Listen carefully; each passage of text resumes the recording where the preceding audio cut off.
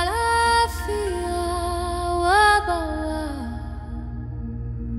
obaluaye, olaye. Ashe, Ashe, Ashe. Obaluaye, babawaye, wosan. Wada walorianu.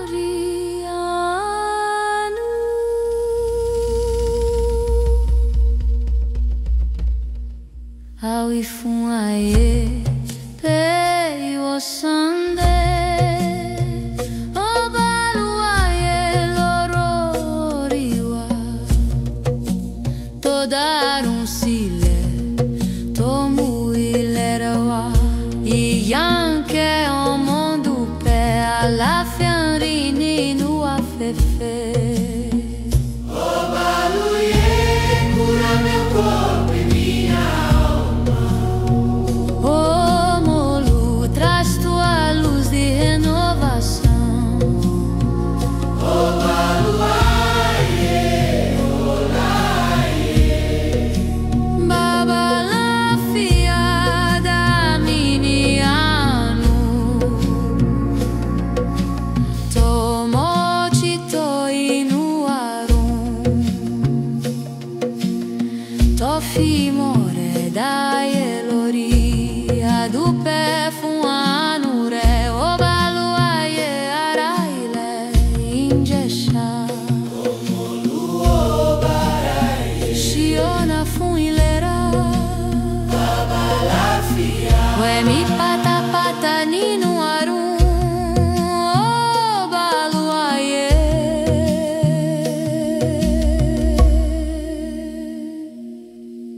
Fumini alafia titunu.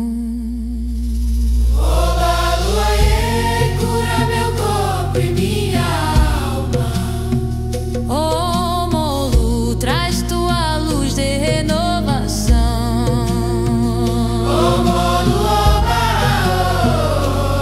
Obaluaye, Babalafia, olaye. adupe, adupe.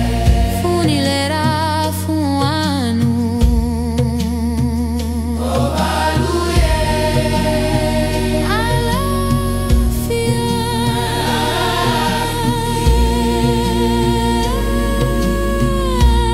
adupe funi osare. Axé, axé, axé.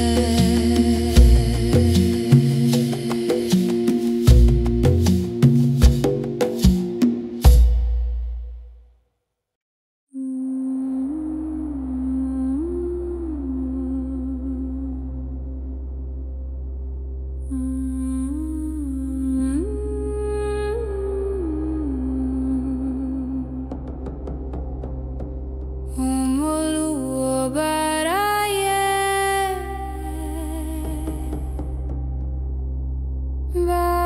Babalafia wabawa. Obaluaye, aye. Ashe, ashe, ashe. Obaluaye, babawaye, wosan.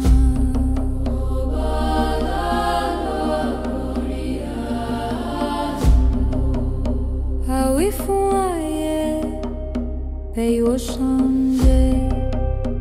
Obaluaye, lororiwa. Todarum sile, tomu ilerawa. Iyanke omondu pe alafianrini no afefe. Obaluaye, cura meu corpo e minha alma. Ô Molu, traz tua luz de renovação. Obaluaye, olaye. Babalafia, da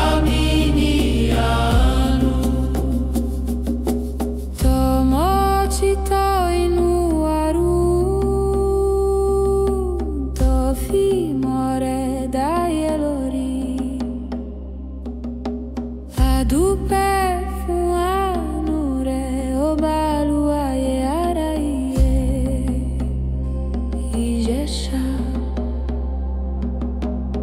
Omolu obaraye shiona funilera Babalafia Wemi pata pata ninuaru Obaluaye Umini alafia chitunu Obaluaye cura meu corpo e minha alma.